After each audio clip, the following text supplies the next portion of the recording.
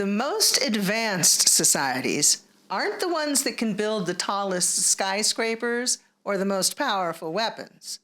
They're the ones that can sustain themselves indefinitely by living in harmony with nature.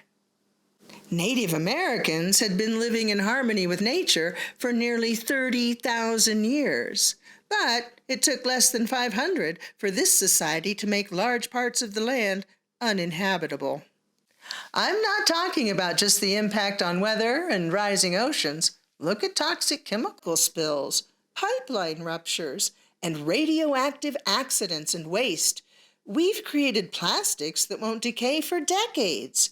We've scarred the land with strip mining and deforestation that erases habitats and wildlife and plants that may hold the key to curing cancer.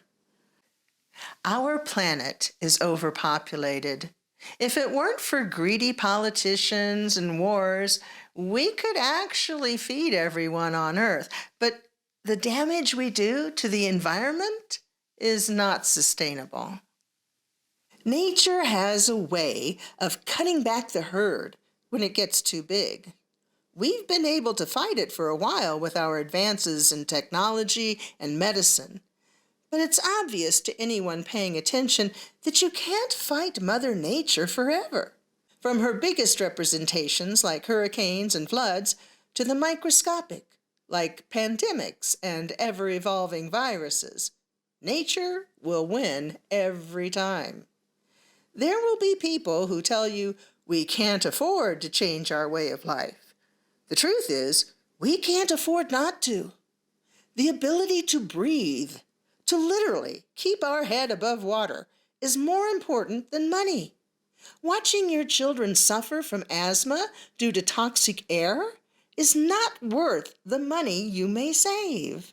Asthmatics are more prone to lung infections and pneumonia. Their quality of life is severely limited, and it's easier for them to die from problems from which others can quickly recover. Do you want that for your children? Your grandchildren? Of course not. One of my favorite medicine men taught me a very important lesson. Short-term pain for long-term pleasure. Suffer a little bit today for a better life in the future. Spend time working hard in school for a better paying job. Put in the hours when you're young and healthy so you can retire in style. You get the idea. Selfish people don't care about future generations. People can even become so selfish that they don't care about their own future.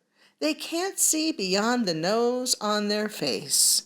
They have no foresight. It doesn't take much foresight to see what's happening to our environment. All the experts agree.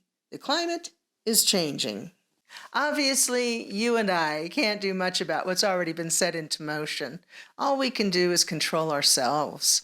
And that's why I spend so much time and energy on native strength. Those of us who are left are going to have to pick up the pieces. We'll need leaders who can keep their emotions under control. It's easy to panic, freak out, and revert to animalistic behaviors. It's much more difficult to keep calm and help one another, but that's exactly what we must do. Look, if we can focus on what we have in common, we can make the best out of a changing situation. We have to be good examples for our children and grandchildren.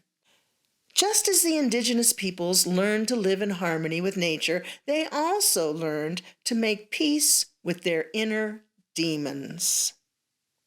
Thank you very much for watching. And if you'd like to know more about the Native Strength Mental Health teachings and medicine wheels, please subscribe to my channel and consider following me on Patreon.